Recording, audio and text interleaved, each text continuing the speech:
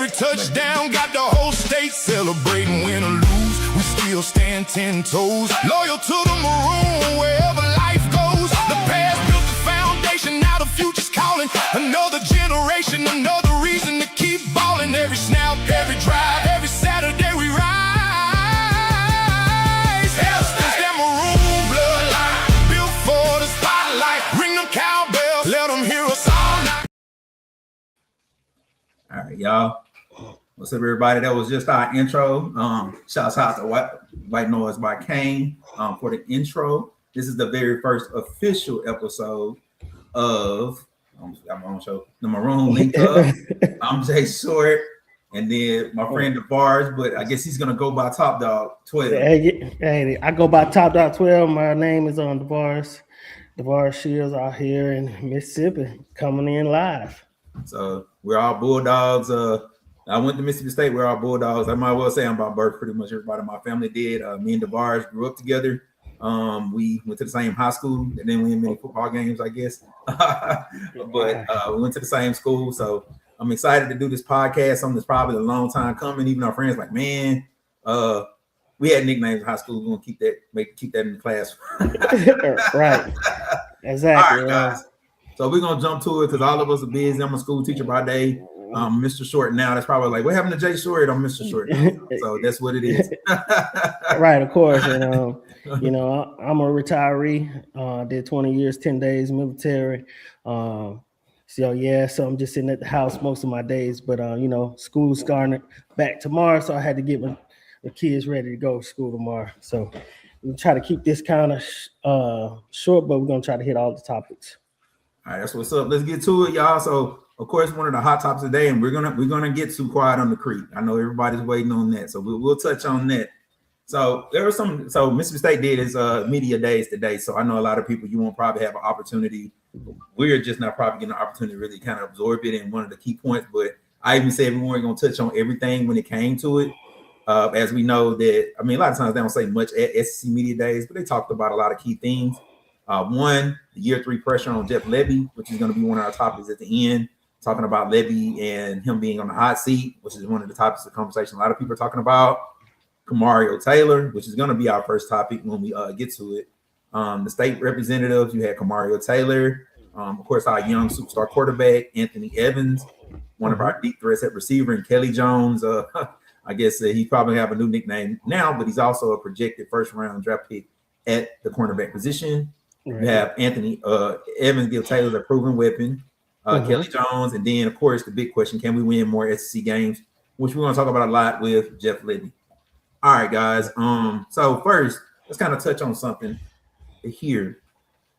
We had our representative, but let's talk about Anthony Evans. So the virus, we're going to talk about Kamario making that leap, but do you think Anthony Evans is going to be able to take on that role of Brennan Thompson kind of was our main deep threat, even though Anthony Evans did a lot of big things? Do you think Anthony Evans is going to be able to do the same things that Brennan Thompson was able to do last year? Well, to be honest, Anthony Evans is a different type of receiver. Yes, he had deep threat capabilities. Of course, most wide receiver has deep threat capabilities, but Anthony Evans is one of those hard-nosed receivers that can catch in the slot. You can use him all over the field. So he kind of a gadget type receiver. And of course, I think he could take, because he was wide receiver number 2 and he was proven there. And then, he freed up Thompson on a lot of those long throws. And they used them on both sides of the field together a lot. And that would allow Brandon Thompson to get open most of the time. So, of course, he's going to take that. Yeah, I am pretty glad that he's coming back. And one of the things I want us to talk about probably in a later show is maybe talking about the 5 for 5 and the impact it's going to have on Mississippi State. Considering that Anthony Evans is a senior, but now we almost have to change it a little different. Maybe when you talk like we're in Canada, year 1, year 2, year 3, year 4, year 5, because he's in year 4. So that means he potentially could have another year where he's able to actually, play. So I think that's something we got to take into consideration with him. But we can kind of get into that in a later episode and how that's going to overall impact Mississippi State. All right. So obviously we're going to get to the video and we're going to play it for those the people that's been on a rock with crying on the creek. But one of the players involved in that was Kelly Jones, and I'm gonna be clear with that. That wasn't like they did anything wrong as far as anything illegal. But I mean, depending on who you're talking to, I guess. But Kelly Jones. So Davarus, how much do you think he's going to add to the defense? We're about to get into Zach Arnett and what he brings to the table. But how much do you think he's going to him coming back? How big of an impact is that for Mississippi State, Kelly Jones? Well, looking at last year, he was the defense. To be honest, he was the only side that they cannot throw on. I don't remember them catching no touchdowns on Kelly Jones. I got to see him in person quite a lot in those games. Especially, I flew out to the Texas A&M game, and hey, he showed out there. And hey, he's a lockdown. His side of the field is always locked down. So they had to take 2 or 3 steps. Hey, I can't throw to this side. They had to look out for Kelly Jones because they already knew that he was going to be problems. Last year, they had one-dimensional side. If we can just shore up that the opposite side of Kelly Jones, and in media day, they said he was going to be traveling, and I like that for him. He'll be able to lock down his side. That's guaranteed. We already know where he's going to line up. It's going to be locked down. Well, and I think the thing is with the Kelly Jones, him being 6'4", I know when he initially came to Mississippi State, my thought process like, oh, he's gonna probably eventually be a safety because you look at his height. He had the speed, but of course, most times 6'4" guys don't play corner, and they're normally not guys that you consider cover corners. They're normally like a Richard Sherman type, where they're more of a boundary corner, play zone. They're more one of those types. But the fact the guy can match up with guys when it comes to speed, can move his feet. I think that's what sometimes fans don't understand football and how it works. There's a lot of guys who, you look at their height and he runs a 4.4. Like, can he move? He can run a 4.4. Can he move his hip? Can he run? Can he turn? Right. That's normally where the difference come in. Like, there are guys that run 4.6s at corner, and you can't think, okay, this linebacker's 250, runs a 4.4, and this cornerback is 180 and runs a 4.6. This linebacker can get out there and cover somebody. It don't work that way. Right. And he's the most NFL ready corner in the SEC. NFL ready. And I don't know, he was the hype man today, and they shouted him out several times, So, hey, I'm looking forward to him to step up, and be able to get more turnovers. I think he only had 2 this last season, or was it 1? And then, but he had 11 PBUs, so, pass breakups. So, hey, I'm looking forward to see what he's doing out there this year. Yeah, I think that's big for the defense, and I know we're about to naturally segue after we talk about Kamario, because that's what everybody wants to talk about. And to be clear, everybody, this ain't like Skip and Shannon or Skip and Stephen A, but we have different opinions on Kamario. And I don't know how many of y'all checked out the initial episode. I know when it came to Jeffrey Simmons, who also is from Knoxville County, the Bars referred to me as the home team. For those that don't know, we had classmates. We went to the school, Caledonia. We're the Cavaliers now. Yeah, I'm not gonna say what we used to be. No, I ain't gonna say what we used to be, because but those who don't know me, don't know I'm from Knoxville County originally. I went to Knoxville County schools when I was a kid, and that's where all my family is from. A couple of my cousins actually play on the team, played with Kamario. So Knoxville is my hometown. I'm the definition of a Knoxville County kid. So, I still rep, even though I went and moved and things like that. But I'm good. 67% of my family still live there, probably more. My dad's side is pretty big. So so when he talks about hometown, that's what it is. So to get into that, let's get into it. So this is I wanted to make this the first topic because this is what everybody's talking about. So let's get to Kamario Taylor. So, all right, Davarus. So let's looking at the numbers. He has a small sample size. He did have 82.3 QBRs, what ESPN goes by. We're ranked 4th among SEC QBs, but he didn't have enough snaps. Right. So the question is, can he take the leap? He had a 55.8 completion percentage, which is kind of slanted because a lot of that came against Ole Miss. 629 passing yards, 5 touchdowns through the air. You had 143.3. Passer rating was good. The QBR is good. Rushing yards 395. 7 rush TDs and an overall 12-2 TDs. So he made an impact last year. But the question now is, I think Kamario is getting a level of height I've never seen before. for a Mississippi State quarterback. Even Dak, and what a lot of people got to understand about Dak, Dak wasn't really on star level until his junior year, and he started beating these teams and had all these Heisman moments. But he was just another guy that was a project. And Kamario, coming to his first year, maybe people didn't know a lot about him. Even Nick Saban kind of talked about it. But there was a lot of, it wasn't as much hype. Now, after people saw him have a few exciting plays, just his overall stature, I think that's what people are talking about. I mean, he's physically impressive, 6'4", 230, got a cannon for an arm. He's the nephew of one of our former MSU players, Omar Carter, who in some people's eyes is one of the best high school QBs of all time. So he comes from the corner line in Knoxville. So with the bars, what do you think Kamario is going to be able to take that leap this year? Well, do I think he's going to be able to take a leap? Yeah, do you think he's going to take that leap this year? Yes, I think he has to. The biggest thing is, right, we know he can throw the deep ball. It's there. It's been shown several times that he can throw the deep ball. My only concern that I have for him is his intermediate routes passing, right? So his short yardage passing, right? That is what he really has to work on. I rewatched the Ole Miss game this past weekend, and he left a lot to be determined out there. Especially, he missed 2 wide open touchdowns to Brandon Thompson over the middle. Easy, nobody around him. The passes was behind him. That's where he really struggled on the short yardage passes. So if he can sure that up in this offseason, which I'm pretty sure he knows that, which he mentioned, a lot of people mentioned that, I think he's going to be okay. To be honest, I'm not, really don't see all the hype just yet outside of running. And then, we then came in the age of the running quarterback. The ages of the running quarterback since the Cam Newtons. And today, Jeff Lebby said that he reminds him of RG3. I got to watch. I used to live in Copperas Cove, Texas. I got to go to a lot of RG3 high school games, living there in Copperas Cove. And I can say about RG3, he was that it factor at Copperas Cove High School and at Baylor. You know what I'm saying? And I'm hoping that he could take that leap this year. But I'm not going to ridicule the guy coming in of sophomore season, right? Then really he was what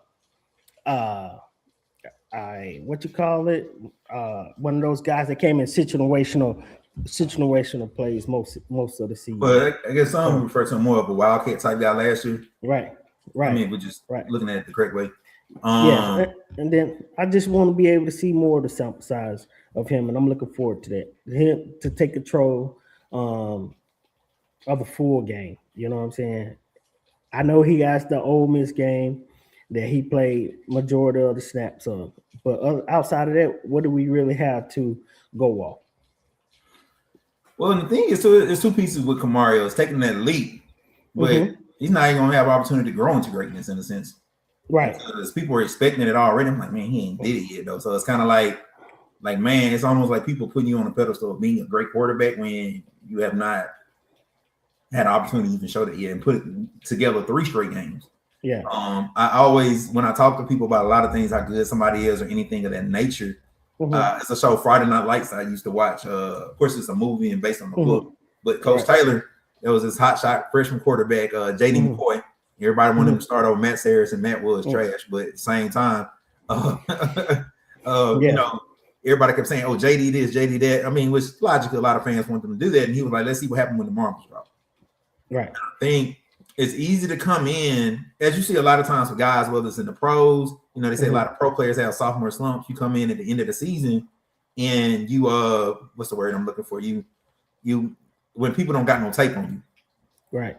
And then I want him to have one of those Dak Prescott moments. If you can remember, Dak came in last quarter against the Egg Bowl 2013 season and willed our team to a victory. I wonder if he can have one of those moments. And I got South Carolina circled.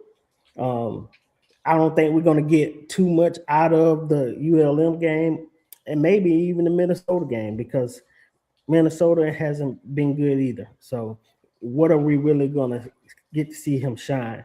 So I got the South Carolina game circled. So, you know, I think right there, that's when we're going to find out what do we really have. Well, and I think the thing is with that is like you can kind of games like that can kind of give you a false positive. It's like, I mean, you can think about like even we're in high school, like you know, we only won 4 or 5 games a year. I think the most we ever won 4, but we typically were undefeated sometimes going into conference play. And then you had these teams like Shannon, Red Raiders go, or you have Amory, Houston, right. Itawamba. Those different weights before the game. He's like, oh man, like. Right. Yeah, and then, like, you know, we quit our weightlifting shoes as soon as the season kicked off. Pretty much. The things you look back on now, you're like, man, this is why we were terrible. Right. Exactly. Coaches. Exactly. But at the same time, it's like those the things. I mean, we could say that's high school, but it kind of could be the same way in college, especially when you're a major SEC program.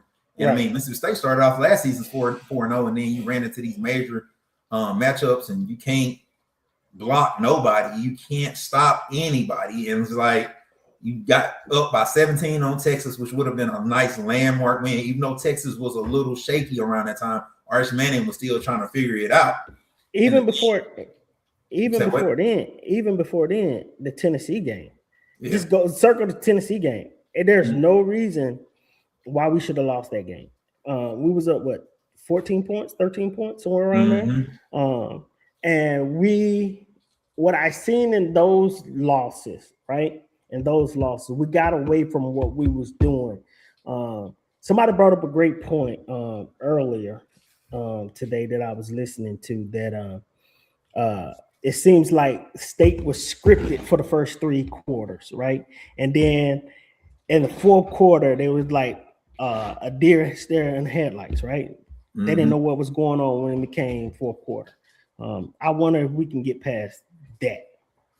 Well, I think we're going to touch on that a little bit when we get to Lebby. Yeah. I think that goes into it. I think people be expecting so much from these coaches, and I guess we dealt with it even before Lebby with Arnett. We're about to talk about him too. It's kind of the same argument. Like, they still young coaches, just like you have young players, young people in their job. He's a young coach. So, like I said, we'll say that for that time. But more me speaking on, can Kamario take the leap? I think he can. What does that leap mean, though? Like, are we talking about best player in the talent, best quarterback in the conference? Here's the thing. One thing people don't know about me, I'm a big Nick Saban person. Right. And Saban was gushing over Kamario. You got all these people that are reputable saying Kamario is it, the intangibles. Like, those things you see. Like, you don't see his name attached to anything. You don't see, he wasn't in the Quiet on the Creek video. None of these. Right. It's like, But go ahead. The key for him was set him up to have all this hype, right? He went to the Manning passing camp, and he wowed them down there. And that's with that big arm. They're slinging the big arm. Now, yes, that is great when nobody's coming at you. When you don't have 11 guys trying to tear your head off, right? I can pass the ball myself at a pretty decent while nobody's throwing it at me or nobody's hitting at me. Now, I'm not sure how they run the Manning passing camp, but yes, he has the intangibles. That set him up. That made him very marketable, right? That's what we have to do. Like, I used to tell my drivers when I worked for HEB out there, you have to make yourself marketable. How do we make ourselves marketable? And that's how we do it. We go out to these events and we set up static displays to show off our abilities. Well, so I think he did that very well at the camp. Well, and I think that's the second aspect too. I think, and one of the things I'm kind of going to hit on as far as mentioning, we get more into recruiting at some point, is I think some of our fans, whether they come from different backgrounds, and some of our fans that don't understand how this new age operates with all this dancing and all this stuff like that. You talking about guys coming to a Mississippi State. And, you know, as Mississippi State fans, you know, we get all mad because Ole Miss is, you know, they're legally cheating now, I guess, in our eyes. Right. Because they were NIL before NIL. I mean, they're the same school that signed 3 number 1 players in the same year as Ole Miss. I'm like, like, come on. But people have to realize the really overall dynamics of the situation. You are in Ole Miss. Yes, I've been on their campus before in high school. I went with our friend Desmond, who played at Mississippi State in high school. I would never. And I can tell they ain't want us there. I'll just put it that way. I would never. So, but here's what it is too. They have more money because I think, as you mentioned, we were having a conversation. They have the law school, right? They have the medical school. So what that translates to people listen, everybody listen. That's money. Money. Exactly. Money. So everybody graduates from your school make money. Yep. Now we have engineering, and then here's another aspect that maybe some of our older fans don't get. They right up the road from Memphis. Right. Of course. Memphis has some things. It's a little more interesting. Now I know some call Starkville Stark Vegas, and they say it's fun, but it ain't always the most fun for those who weren't coming from a certain background. So you have to think about this as guys. So you got to think about if you are a recruit. This is not me pumping up. Oh, Miss, I'm just giving real facts to Mississippi State fans. Right. Oh, Miss is handing out more money. Now that we have NIL and they can legally pay players, I'll just put it that way. Ole Miss Party School. Right. And then on top of that, they right up the street from Memphis that has certain creature conference. Right. So if you're young, just call it, you have, you know, most of our players are African American. If you're a young African American kid, where are you gonna go to school? If you're just going off of the new criteria. Now, before there was a lot more to those that are listening aren't from Mississippi. The old Mississippi State thing is real. Don't let nobody tell you anything about your real rival is LSU. One LSU ain't all even all it. No, within Mississippi, like, and we grew up close to the state line. Right. So some Alabama fans, things like that. Right. It's LSU or you Ole Miss. Like, yes, that's it. It's like you have Ole Miss coaches, you have so that's why you see certain guys. Why do you think guys from certain schools only go to certain places? Right. My cousin was a basketball recruit in Mississippi, and and he told me about when he was getting recruited for basketball. One of his coaches came in and saw some Ole Miss stuff and like, you don't need it. You need this. Right. And just threw it in the trash. So it's like you have people like my family and your dad. Everybody, they're Mississippi State people. Like you start seeing, and even though my family ain't never, we're kind of like a new generation to going to school, like the generation before me. Right. But other than the people that went out of state, you know, lived other places, pretty much everybody went to Mississippi State, or we call it state in Mississippi. So that's what it is. Yeah. So it's like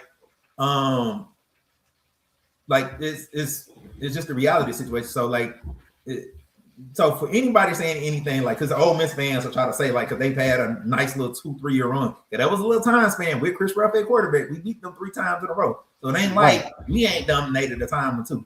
And Chris Ruff, now that we've had a good string of quarterbacks under Coach Mullen at that time, and even since then, we've been okay at the quarterback position considering what it was before. Like, even with Fitzgerald there, you know what I'm saying? I only think he lost once, and we should have won that game, but they did some old dirty crap and broke the man's ankle. And that's somebody else that needs his flowers as well. I will hope that. It's somebody. It did a lot better than everything people give him credit for. It's like he was the guy after the guy, and like I think he did adequate considering he was the guy after the guy. Right. He had a lot of shoes to fill coming after Dak Prescott, man. You know what I mean? Any quarterback that played after Dak Prescott, especially, you know, never having a quarterback like that, a guy that's a multi-millionaire and been with the Cowboys since he came out college, you know, he's been a star player ever since, you know, Dak is everything to me. I mean, to us here. You know what I'm saying? So even though we got other NFL stars, you know, that's out there, but when you think of Mississippi State, you don't think of anybody but Dak Prescott. Oh, yeah, for sure. And so, like, I think, so to kind of sum up so we can get to the Arnett Effect, I really want to kind of dive into that a little bit. I mean, the data backs up, like, that he's going to have a big impact for us. So I think he's going to make a leap, but are we talking about being a top 5-6 quarterback in the league, or are we talking about Cam Newton? My comp for him is Cam Newton personally, but like if you want to just, hopefully he's his own Kamario Taylor. But if you're talking about pro comp, I would say that it is Cam Newton. But will he make that leap? Because if he makes that leap and our offensive line is at least passable this year, right? Now we can start talking about some stuff. So. that's gonna lead into our next discussion. So I wanted to talk about, I'm a big Arnett fan. And one of the things I kind of wanted to talk about was Arnett's overall effect. So one of the things I kind of want to show fans is this overall breakdown. And if you look at it during the Arnett year, so his first year, 2020, that was the COVID year. That's COVID year. Do that really matter? Do that season really matter? Well, still, he was better. So, yeah, 52 national rank, which, I mean, even we were that last year. Right. You see, the next year it got better. And during that time, like, he did have something to work with. You had that first year, our D-line wasn't really it like that. Them guys are still emerging. Shout out to my boy Chaney, was one of the guys that ended up working with him that particular year and got them right for the next year. But as you can see, the defense continued to improve with Jaden Crumley coming along. We had Forbes, we had Emerson, I think, still then. Yeah, we had Emerson. So moved up 22nd national rank. And I don't think the defense was overly talented during this year. All right, in 2022, boom, we're 13th in the nation. Right. So you're talking about an elite coordinator. I didn't put 23 in there because technically you want to be coordinator, but you can see what he was able to do. Yeah. And then go ahead. Go ahead.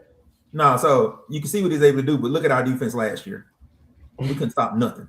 Nothing couldn't stop. Cold, man. It was bad. But after Will Whitson went down in that second half of the Arizona State game, that was our defense. That was our defense, and our defense was not good after that. My thing is my biggest thing to look for this year, what would he be able to do with the talent that we got? I know he brought some players over. I can't call their name right just yet from Florida State. Guys from Florida State. Right. And I'm hoping, that they would take a lead. But I already know the way he disguised everything, like you said again, Nick Saban said, man, the way he disguised everything, it's a nightmare. And he reminds me of that Jolie Dunn. Jolie Dunn was one of the greatest defenses we ever had. Jolie Dunn had the best defense we had outside of the 2014 season. So, right, because that's our only 10-win season outside of that one, right? So one of the things I was able to do, for those that don't know, I use AI a lot. One of my friends questioned my relationship with AI earlier today. But I've been able to create some pretty cool graphics, and it kind of showed, like, I put in what it would have looked like last year reasonably. So basically all I did is put the average of those 3 years I've been to DC, even the first year where they didn't do as well. And it shows like his defense is 359.7. So even if our defense was able to do that last year, what he was able to do in the average, or our actual record were 5 and 7. So it's reasonable to suggest if he's good for 2 wins as our DC. The offense put a point. The offense, that wasn't a problem. No. And this is without Kamario starting. No. And so what it said, Florida's a win because that was like a 1 or 2 point game. Tennessee's a toss up. Texas is a toss-up. And those were Texas, we were winning. So you're looking at potentially at best of 8-4 at least team. You're right. So it should is that that so I don't want to get started on those. I don't want to get started on those because I have a lot to say when it comes to those 3 games right there. So that's just show you, like, you might get kind of the best of both worlds. Like, I was somebody that was very high on potentially bringing back Arnett. One, having Arnett as the coach initially, before Leach passed, I thought he eventually could be the guy. Cause I know Leach was a little older, and I still feel he was kind of an old school coach to begin with. So he was going to be a coach that, could take us to that next level. And ultimately, he wasn't able to do that in that one season. But the question becomes, like, did he get enough time? Because Lebby ain't exactly been it so far. So, but still, he's back. Right. I think it's a good fit. And I always kind of thought, what if we have one as the DC, one as the, that type of thing. Exactly. So now we get to see, and then they could be good for each other. Right. And and I do think it's a situation based on some information I received that he could be here for a couple years. And so the thing is, like, just looking at that overall effect, and one of the things you talked about, some of the players he got to work with. So I kind of picked 3 players I think is going to kind of make a big difference. One we've already talked about. Right. But So got Kelly Jones, got Isaac Smith, got Will Wilson. No linebacker guys that are probably, we got a lot of strong linebackers. So I want to point that out. Right. You have Kelly Jones, you got Isaac Smith, who's a returning safety, and then you got Will Wilson. So let's start with Will Wilson. I think that's kind of where it begins and ends. He's returning from injury. He was a guy that really wouldn't even be here this season if he was healthy last year because he got a medical red shirt. Right. So with Will Wilson, if he stays healthy, how big of an impact could he have on the team? I mean, he showed us the impact on the team. He already displayed that. He was crashing down, wreaking havoc. Those first 3 games he played, wreaking havoc already. He was making, man, he had 2 or 3 sacks already as Arizona State. I mean, he was the defense, the up front defense when he first came out there. And then that freak injury, in the second half, like I told you earlier, it just went downhill from there with the defensive line. We didn't have no push. A lot of it was like, I don't know if it was coaching or we just didn't have nobody else to turn to after that. But Will Wilson's a proven factor, man. He's going to be one of the top, DNs that we have, and we're going to lean on him hard. I know we are. If he comes back, I don't know where he at in the process of his injury right now, but, like I said, time will tell here pretty soon. Well, and we had our little debate on our kind of mock show about Jeffrey and Chris Jones, but I think with Will Wilson, our defense always clicks no matter the situation. Even under Arnett before, we had Jaden Crumbley, we had a couple of good guys up front. So Will Wilson is like having a guy that really, because if you don't got a strong defensive line, you got linebackers that can fly their tail around that field. Like you're gonna get worn down by the end of the game. That's what happens against the Texas. You ain't got nobody disrupting things, so it makes everyone. If you don't have disruptive D linemen, they're gonna get to the second level and get to your linebackers.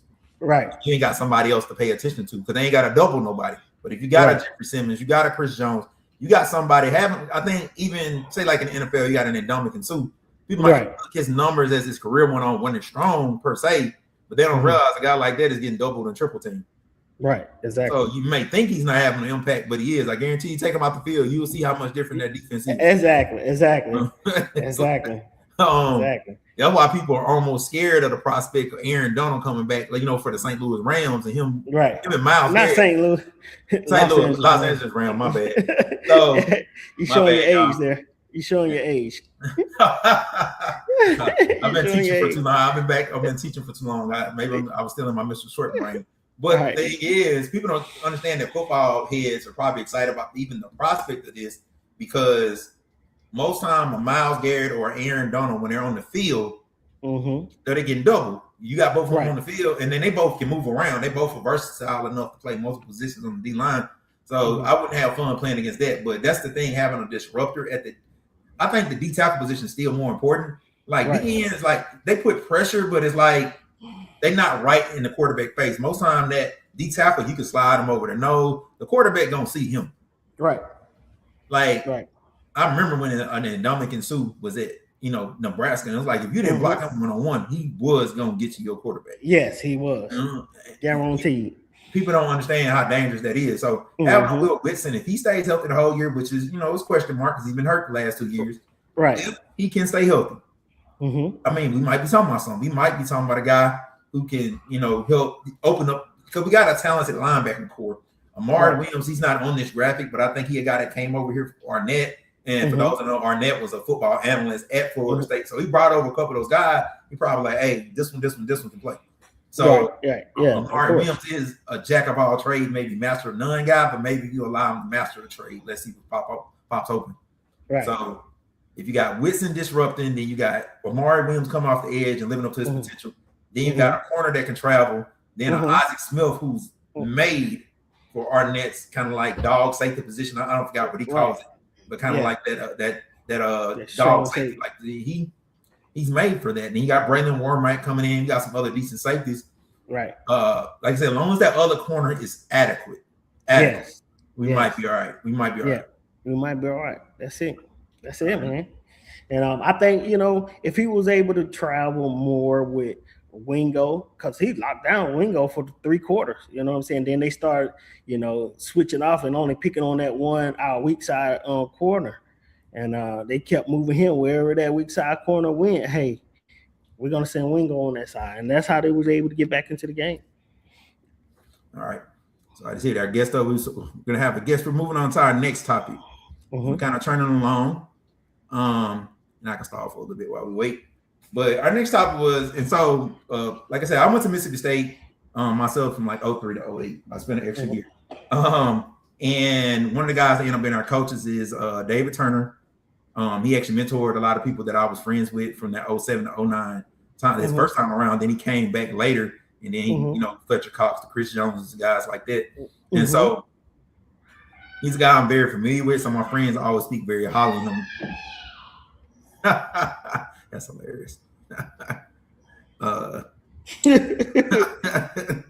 Hey, don't mind the kids, man. I say, guys, we're doing live because I wanted to create that feel. That was one of the things I wanted to do. And so, it's still going to be recorded after the fact, so those that aren't able to check it out. And then I'm also going to clip it up. But we'll kind of get into it, and maybe as our guest eventually comes on, we can kind of just discuss. He can talk a little bit about David Turner. But just looking at some of the guys that he coached, including my homeboy Cortez. I even joked Cortez, like, man, you made the bio. And he said that Cortez, one of the players he mentored, he eventually that signed. I'm like, man, Cortez was it like a mini kill? I was like, bro, you made the bio. He was like, send that to me, bro. So, but I mean, just looking at the players he coached. I mean, one of the things, Mississippi State, you can't say that they're not D-line you, because at one point, especially after Jeffrey first came into the league and before Fletcher retired, probably kind of early, honestly. Fletcher, he left Mississippi State in 2011. So I mean, he got out of there pretty quick. But Chris Jones, Fletcher Cox, Preston Smith, who you mentioned the other night, Josh Boyd, Miles Garrett. And here's the thing: I'm talking about guys that were 4-star guys that panned out. Exactly. That's the key thing folks gotta understand. And he helped sign Jeffrey, by the way. So look at what he was able to do. This comes from Mississippi State, and we can make a strong claim that we D-line you because of the guys of what they produce at the NFL level. Maybe we didn't send the pure volume, but they produced at that level. And like McPhee was great at State. He ended up having a pretty long NFL career. He's a coach now. Preston Smith had a solid NFL career. Fletcher Cox is potentially a Hall of Famer. Chris Jones is on that road, one of the highest paid D tackles. Like he helped find Jeffrey, who's one of the best D tackles. Josh Boyd, I think he got hurt. Then of course Miles Garrett is Miles Garrett. So it's like So I wanted, because it was going to be a news item, but I was like, man, I think we should give him Miss Flowers because he's somebody, he did a lot for Mississippi State. They ended up moving him off the field. And honestly, probably because of all this foolishness that we're dealing with, a guy like a David Turner, man, it's hard to reach these kids now. Right. Exactly. Like I said, we can talk about it a little bit once we kind of get a little bit into like these things that we're dealing with now. But man. So, but like I said, we're gonna have a guest to come on and talk about them, but hopefully we can we want to move on. We don't want to like have too much dead space. What is going on with the graphic? Okay, here we go. Let's go to the next thing. Oh, I think I forgot what I think I know what the next thing was. All right, y'all. So it's been the major topic of conversation from everybody. Folks that don't be talking about this stuff, talking about this. It's getting, and I'm gonna cut it off for a certain word to say it. Oh man.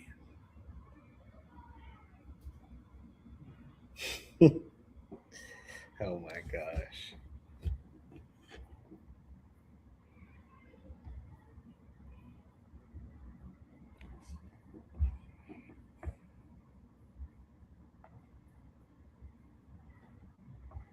So I cut it off before they say certain words. But we'll just keep it there. That just looked bad. That's almost, we'll go back to our regular view. So I'm gonna just take this conversation in a different angle. So I'll lead with this. So I'm gonna tell you, I'm Mr. Short by day now. So I gave up sports writing and decided I want to be a teacher. Me and Davarus been talking about doing this podcast for about a year, but he recently moved back to Mississippi, so we want to wait. He wanted to wait till he get a bit more settled. He has kids of his own, and I teach kids by the day. But I got the itch to kind of come back and do more sports talk. So I think one thing people have to understand, and I teach at the elementary level, these kids are different. And I know these are older kids, but these youngins are different. I thought it froze for a minute, but I know we look at it a certain way, them doing all this stuff, but these kids don't look at it this way as far as some of those things. Now, us coming from a different era, especially me and Davarus coming from dudes playing songs like Head Bustle, We Ready, all these songs before the game, getting lit, getting crunk in the locker room, and these guys, they just ain't on it. No. So y'all might look at him like, man, these ain't all right. And I saw a lot of former players kind of talking about it, and they're like, man, this ain't it. But these dudes don't care. No, they don't. And it don't mean what you think it means. Like, I mean, I'm telling you, like within the school system and different things like that, some of the stuff is just like normal stuff, even at a younger age. So we could talk about being a little feminized or being a little whatever, but they really aren't looking at it that way. To them, it's just a dance. And people consider they and criticize, but there's a song that's really hot right now, the song of the summer. It's Spin That, and it's by a female rapper who dated Diddy. Yeah. And you got dudes doing the dance that was created is by a 19-year-old black male. So I say that to say, like, these kids are different. So I think, I was looking at it like, man, what we doing? We got Boosie coming in. I was like, man, this ain't it. Folks going, man, 0 and 12 loaded, all this stuff like that. But one thing people got to realize, one of those players was our star cornerback, Kelly Jones. Like, they're going to have to see him. Right. And then I would implore everybody, look around the SEC and look at what some of the other football players posting too. Like, so, like, they all doing stuff. So, Davarus, what is this, your thoughts on this? And again, Davarus didn't say at the beginning, but he did say that he was a retired veteran.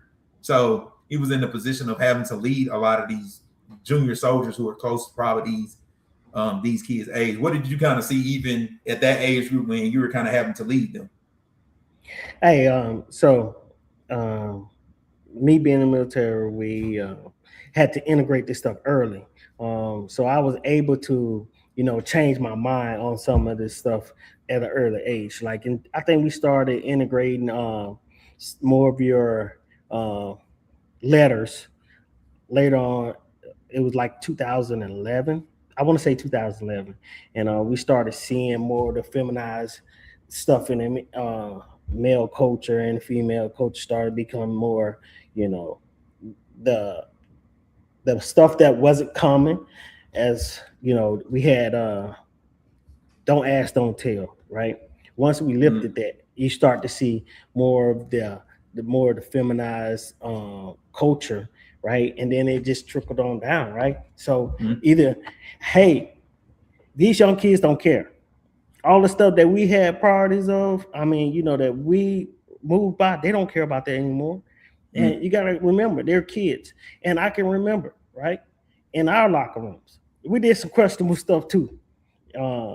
It's a lot of things. I'm glad Facebook and TikTok went around when we was that age. Right, exactly. Now it's being aired out because everybody has access. Everybody has access to everything that you do now, right? To be honest, you can't even walk outside. You're on camera. Everything that you do is on camera now. You know what I'm saying? You can walk outside, unbeknownst to yourself, you're on camera. Just remember that. Everybody's house has a camera on it. Every light pole pretty much got a camera on it.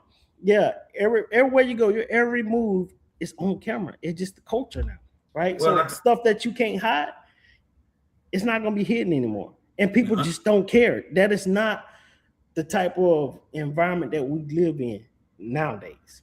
Well, and it's like people getting way more access. Like, I told people, like, when I was younger, like, say I'm into wrestling or I'm into watching certain things, or athletes especially, say, like, in LeBron, I'm a big LeBron fan. Y'all probably, because I'm a big LeBron fan, but more so LeBron has probably been one of the more insulated athletes. You don't really hear much about what he got going on. But a lot of these guys, even rappers or people of that way, they're not really just rappers anymore. They're influencers. Like, you see them as they're making the records, or some of the streamers are like actual rappers, or it's like you see everything. One of the things I've been paying attention to is AB and Dean's is all over everybody's timeline. Them doing the 45 day like lock-in or whatever. So you're getting to see. Somebody was like, man, that dude makes a comeback. Out of my people that know boxing said that ain't gonna happen. But if he makes a comeback, we're essentially somebody like you're seeing, because somebody's like, if that's really what they're doing and they're being intentional about it, him making a comeback, and you're going to see it every day. Like, they're making movies right in front of us. Everybody now, for someone that like I don't have children of my own, but I have kids every day. Davarus has children of his own. Right. It is very dangerous. And like I think it is. And it goes into that even with this conversation with these kids. Like you're giving people access to everything. Right. People are formulating opinions. So I mean, we know what they're trying to say about these boys, but like Davarus said, when we're in high school, like people did stuff. It's just everybody didn't know about it. And it would be weird stuff, probably worse than this actually. And you're like near real. We said, trust me, boy, like there'll be a lot of people being a lot of interesting conversation. They knew how people operated when they were that age.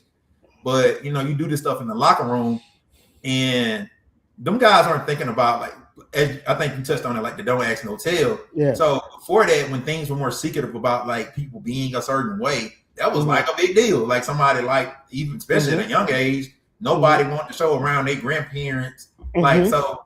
I even remember a couple years ago, I think we were at a repast after one of my cousins passed away, and my grandma saw some of my cousins doing the same type of foolishness. And she was like, you know, old folks have certain words. Right. Yeah. I think, you know, they say stuff like that. Yes. You know what I'm saying? So, it's like, I think that's I mean, that ain't us being overly deep. It's just the real of it. Me teaching kids, him having children, and a lot of people that's really understanding how this generation is just a little different. Right. And I think that's what people have to understand. And I think it's fun. It's all fun and games. But even the aspect of they have to understand. So we just take Kelly Jones. I think I don't even know who the other guys in the video were, to be honest with you. But him, somebody, how you already come into the NFL with that marker you shoot. Right. Not mark, but you know, guys gonna be like, hey, you know what I'm saying? Even if you just doing it for fun and games, right? People looking at you funny. Right. And even something as simple as, even though it's a little different, like a Travis Hunter, you know, all the junk with his girl and stuff like that. You think that don't make it look like a sucker or a simp coming into? I mean, these are words people don't. This is stuff people think about. You come to an NFL locker room, you're losing respect. So Kelly Jones can go earn it through like just playing football and being good. But there's also the aspect of just like the same way. That don't mean you walk around hiding everything. But it was almost a good thing about not showing everything about yourself. But then it also just so, man, I'm out here having fun doing what I love to do. At the end of the day, I'm out here having fun doing what I love to do. And if you can go out there and do that, I'm fine with it. You know what I'm saying? Go do all the little crazy dances you want to do. That's you. You have to live with that. I don't. But what I do want to see is you can show up on Saturday and play at a high level. That's what I want to see. All that other stuff that you do in the locker room don't mean nothing. Yeah, I mean, I would advise them to kind of focus more on ball. That'll probably be my only thing. And I think that's what people talking about. Like, man, if Bayless was here, he would do this. But like, man, all I want you to do is focus on ball. That's all I want you to focus on. So but you gotta understand. You gotta understand, man. Like I used to tell my old troops and stuff. Hey, man, we gotta have fun too, right? I got it. I'm focused.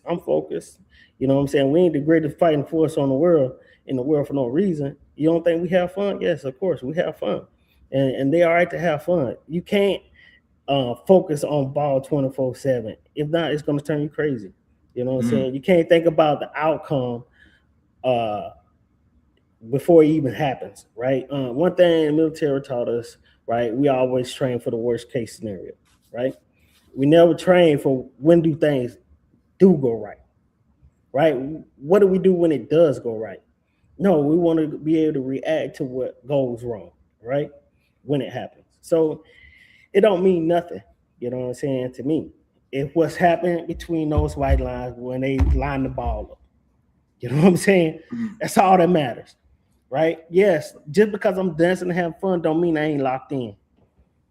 And I'm gonna say this, and that's the thing, and kind of leads into our next topic, which is ending with Jeff Lebby. And that's been one of the biggest discussions.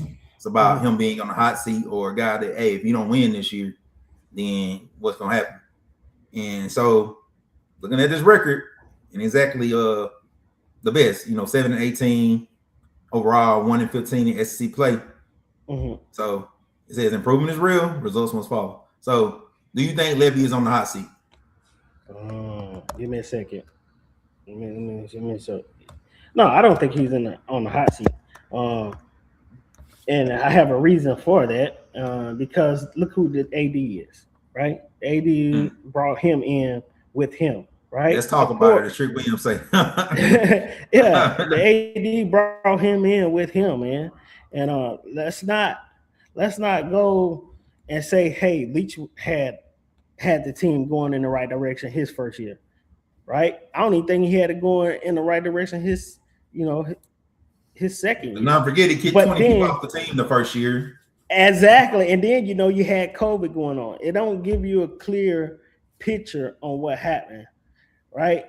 You got to understand, Dan Mullen, his first season, he had a losing season. His second season, he was 9-4. You know what I'm saying? But a season after season, he had an opportunity, right? You got to understand, this is man's first time head coaching job, right? And he's learning, right? And my biggest thing, right, for him, and this, that last game means everything to everybody in Mississippi, right? Mm-hmm. If you can win that game, right, you're gonna be okay. And I think he's gonna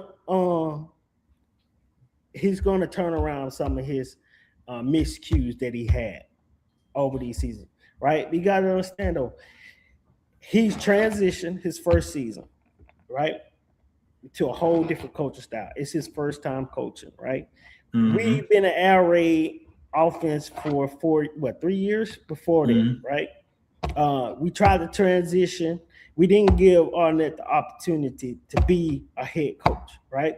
We gave him an opportunity, but did we really give him an opportunity? Because all he had was Leach's guys, right? And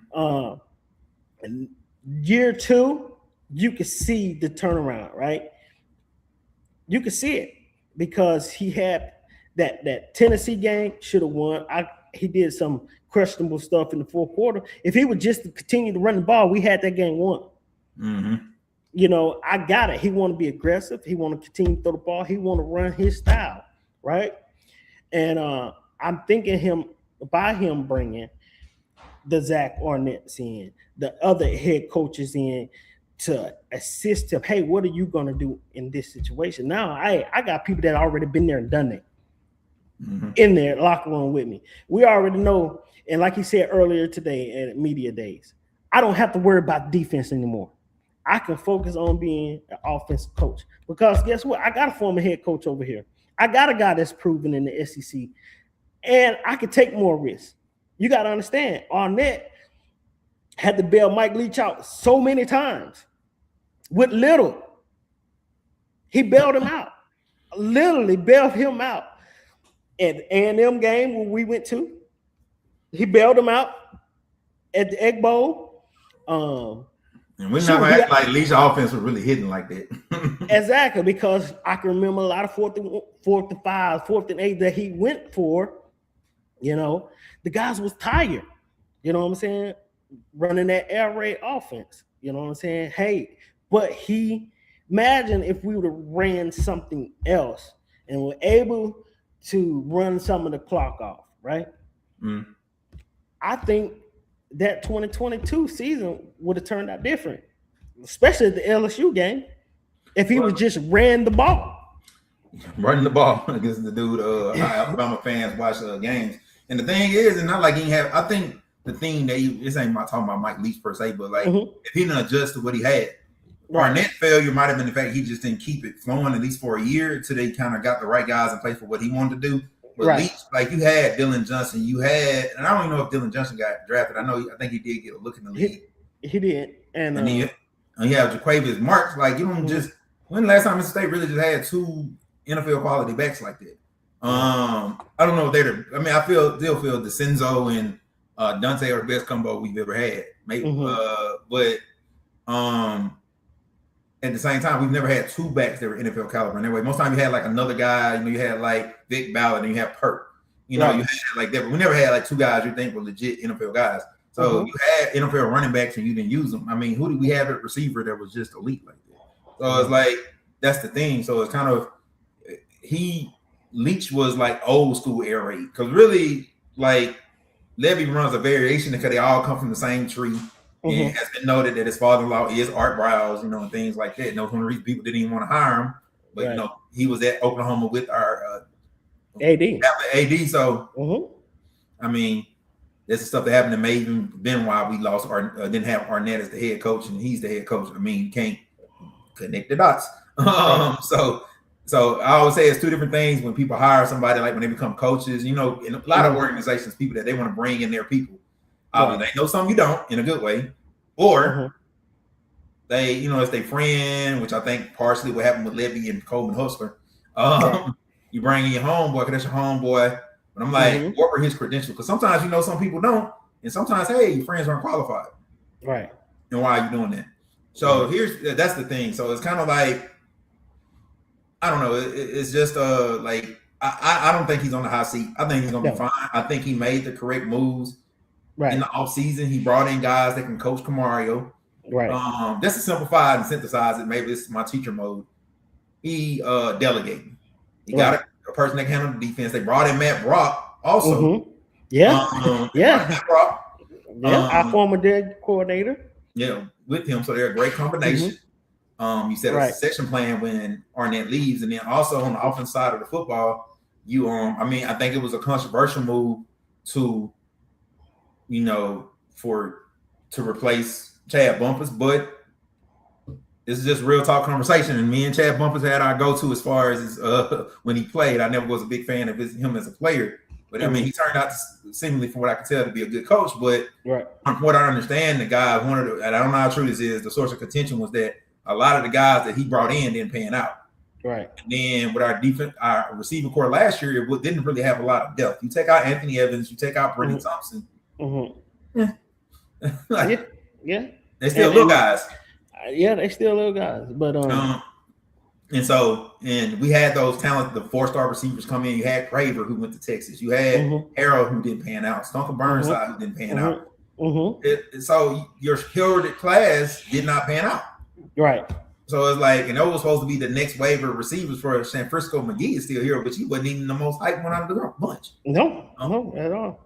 Yeah. So I think that's the thing you kind of got to think about. So I don't think he's, in a sense, he's on the hot seat, but I don't think it is the fact of, to the point you made, his friend is the AD. I think he would almost have to be like 2-12, or not 2-12, 2-10, 3-9, something along them lines before they even think about doing that.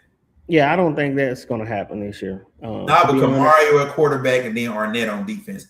And truth be told, Arnett got more to work with this year than he did any year. I feel like exactly. I think. Go ahead. He went down there, and a lot of people probably don't remember this, but and that COVID year, just think about the COVID year. He went down to LSU, right, and got a win, right. He was one play away at Georgia of getting the win. You know what I'm saying? And they only had 42 players that game because most of the team got injured, got taken out for COVID. You know, so what would that really look like? That was an interesting time. Yeah, what did that really look like? Like, this guy done had a top 5 defense pretty much the whole time he's been at state. You know what I'm saying? So even that losing season that he had when he was coaching, bro, an Arizona team came in here and we beat them, right? Remember that? And Jeff Fish took that team all the way to the didn't they go to Big 12 playoffs? I mean the playoffs that year, Arizona, and we beat them at home. Well, I think the thing you got to kind of think about too is like if Kamario, so we combining everything. If Kamario makes that leap, and Arnett brings even a top 20 defense, right? I'm not a sunshine pumper in that way, but those like if was a fifth, you know, that type of thing. But you're right. If those things take place, man, yeah. But the way they got the schedule set up, man, that's the only reason why the way they got that schedule set up, we got this year coming in. We got to squeak out at least 2. You know what I'm saying? At least 3 wins. I mean, you know, 2 SEC wins. We got to figure out how to squeeze out at least 2 to 3. And I think we're gonna be okay. I think he's gonna be all right. Next year, he's gone. If he pulls some, you gotta get coaches like just like with anything. You know, we talk about in sports. I think people want things so much more immediate. That's a part of this generation as well. People want things quick. You gotta let people grow into greatness. I ain't saying he'll be great, but like you gotta let him grow into it. He was trying to do too much the first 2 years. The only thing I probably was more upset with him by is in the bowl game. I feel like sometimes you got to protect players from themselves, and like you mentioned RG3. Like say my comp is more Cam Newton, even though I see I see what they mean by the RG3 thing. I think he has a little bit bigger frame, but I think RG3 had more straight line speed. Right. He definitely is a lot, but he's a taller, lankier guy. And they both had big arms, so I can see that. I think his arms are a little stronger. But I think the thing, you got to let people grow into greatness. You got to allow them to be like make those mistakes. Like saying, I thought he could have protected Kamario a little more in that game because Kamario was doing dangerous stuff the whole game. Yeah, because the guy want that win now mentality, man. You know, he gonna have to. What I want to see is him grow as a quarterback, right? Hey, don't try to do too much. Hey, live to play another down. You know what I mean? Throw the ball away. You ain't got to go and, live to play another down. That's all you got to do. And manage the game. I was talking to one of my friends. We both from Knoxville, and I was talking to him earlier. And Kamario here says no, a lot of my people from Macon gonna watch this. Look here, man. I'm a Mississippi State fan, but I work with kids every day. Like I want to see them do well. He's somebody the age of somebody could be my child. So my thing is, I want him to do well for Mississippi State. I want him to lead us to the promised land, to a national championship, and have that type of quarterback. But man, I'm from Knoxville. You have a chance, like Omar didn't end up panning out to be that level, and it's a lot of former players have a lot of a lot of strong words for why that didn't take place. Right. He has an opportunity to. You already getting NIL deals in college to produce generational wealth. Like they already have Jeffrey down there that comes and does things. You have a chance to have generational wealth for your family and set them up for the next really 100 years. Right. Like, so it's like you got a little brother coming under you, and and one of the things, hopefully we have potentially the Connors on a future episode talk about Kamario. Got a younger brother that's going to be starting in 9th grade. He's going to be that next wave of Connor quarterbacks. Right. So you got guys that are looking up to you, your younger brothers, and I got cousins and stuff that play with them. Yeah. You have a chance to have generational wealth for your family. Don't go out there and get hurt on some foolishness. Like, look, man, look, I'm a Mississippi State fan. Like, I want us to win games, but I do not want to see no kid mess up hundreds of millions of dollars, more than probably 2 or 3, maybe more, because he's trying to go win a game for some college team. Right, exactly. I mean, I'm sorry. Like, I know some fans probably don't want to hear that, but these kids ain't robots. Like, we need them. Like, we got to think about, like, you can get mad by NIL, they get a scholarship, man. These guys go through a lot of stuff. Like one of our friends, Desmond, played Mississippi State. We came to school at the same time. I remember me and Desmond didn't talk much during football season. I really was just kind of like let them be during that time. I mean, they're having to get up to study hall, then they go to class, that thing. And they got to go, not study hall, they would get up early. They might, the workouts, wherever, they go to class, then they got practice, then they got study hall. They might go to the calf, they got to do this. The whole time that's a job. Right. Plus going to school and doing that stuff. Having to deal with all that. There's a reason them guys be popular, don't even go to class. They just do online coursework. So my thing is, yeah, man, do what's best for you. Yeah. Like, look, that don't mean you go out there and just play conservative. Like, I didn't even like the way Dak played in his last season. I personally think it still hurts him in the NFL that he got away from his running. I understand getting hurt, but I think he got away from it. And it's also a saying from an old movie. And I can just close with this. Bro, stop trying to win the Heisman on every throw. Yeah, that's it. That's it. You ain't got to win the Heisman on the plate, man. They come. Go out there and manage the game. Be Tom Brady sometimes. It's okay. Yep. Like, I know it's cool. You want to make the highlight. It's going to be a TikTok. It's going to be an edit clip. I've never seen so many highlights for one quarterback or one player in Mississippi State history. Like, he literally has TikToks of, I think they're talking about Glaze, Kamario Taylor Glaze. I'm like, I've never seen this before. Right. We never had nobody that good, like, in that way, other than that you could be like, oh, man, they can make highlight clips. Right. But at the same time, man, do what's best for you and your family and, like, be smart out there, and which is going to help the team overall, because we need you for the whole season. Yes, sir. But anyway, you got any closing thoughts, Davarus? Oh, man, I think we just close it up, man. Everything's good to go, man. All right, man. I feel good about that. I guess our closing line, we'll have the corny closing line, and this guy and everybody, this will be available just for you to watch after the fact. I know, and I'm gonna clip it up. I'm gonna try to break apart each segment so everybody can kind of see what's going on. Now, and I know people don't like long stuff, so I'll try to make it shorter. So I get to it right after like a minute. So I kind of re-listen to the episode and kind of look at, what everybody can listen to. Hope y'all like the graphics. Leave us feedback after you get a chance to watch. We'll be doing it live. We're still working on the day. We kind of got a rough idea, and then we also gonna do a lot of stuff throughout the season. So we're looking forward to just being able to do that with y'all. But anyway, y'all, it's been a good show, and remember, it's for Dawgs Only. Every touchdown got the whole state celebrating. Win or lose, we still stand 10 toes. Loyal to the Maroon wherever life goes. The past built the foundation, now the future's calling. Another generation, another